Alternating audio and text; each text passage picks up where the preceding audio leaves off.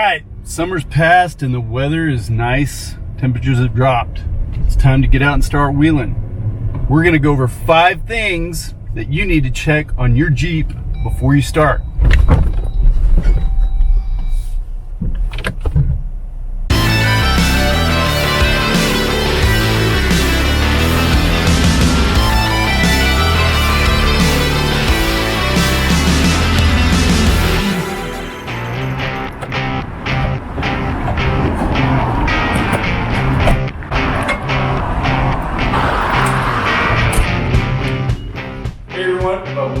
Jeeps. Let's go to work. Today we got a blue JK up on lift. It's a great opportunity for us to go over some of the stuff we want to talk about today. So follow me. Okay, so we got a Jeep in for a re-gear, which makes it pretty convenient for us to walk through some of the stuff with you. Number 1, let's look at steering linkages, drag link and tie rod. Make sure that the nuts on your tie rod ends, here at the pitman arm, steering knuckles, make sure they're tight. Paint mark them. All right, so that way if you're out on the trail, in fact, everything that we talk about today for our control arm, steering lead, stuff like that, paint mark it. Why? Why? Because it's an easy indicator to tell if that stuff has come loose. Anytime you're out on the trail and you're walking around your Jeep doing trail inspections, make sure you're checking those paint marks. If they come loose, you can get in there and tighten them and look for further, some other damage that may have caused that to come loose. But anyways, back to this. Make sure these are tight. Paint mark them. Look for damage in your tie rod that's already there. You want to make sure these are tight. It's a little bit floppy on this guy's tie rod. It's bent already. He probably needs a whole new tie rod anyways, but that's up to him. Drag link.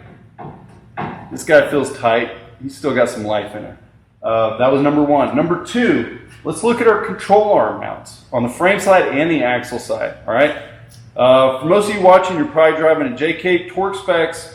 Front upper control arm is 75 foot-pounds, lower is 125 foot-pounds. On the rear, upper and lower is 125 foot-pounds. So make sure you go through all those, check them, paint mark them. Track bars. Number 3, this is a big one. We see this a lot. This guy right here, this is your track bar on the frame and the axle side. We always get these coming in, people with death wobble. This gets loose. All it has to do is get loose a little bit on these bolts right here.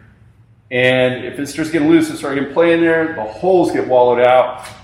We can fix it. So, you got my money? Where's the money, man? Where's my money? But it's costly, all right? So that's going to be a cause of death wobble. You also want to check those track bars in the front and the rear and make sure they're good to go, that they're not worn out. It's easy to do. Take the bolts out. Take them out real quick, check the bushings, make sure they're good to go. 125 foot-pounds, again, frame side and axle side, paint mark. Number 4, lug nuts. All right, go through and make sure that all your lug nuts are they're torqued, no matter what kind of wheel you have. I'm not going to throw out torque specs. You guys might have 1-tons, 44s, 30s, whatever.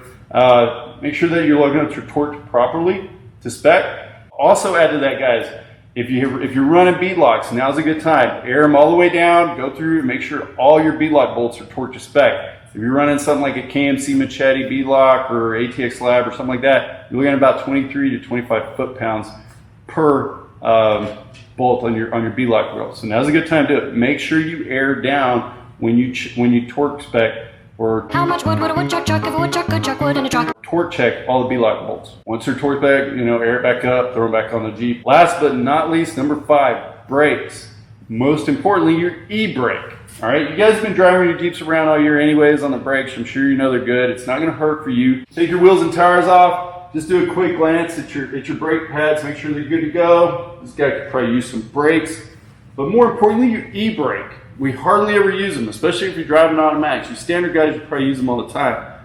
What do you mean, drift? But those guys running automatics, you hardly ever use them until you get out on the trail and you get on some sketchy incline. You start freaking out. You want to get out and kind of check your line or something like that. You're going to want to pull your e-brake. You better check it before you head out there because it may be loose. So you get in there and tighten it up. That pretty much covers it. If you have any questions, comment below. We'll hit you back. If you like what you see, be sure to subscribe so you don't miss out on any future videos coming down the line. Stay tuned.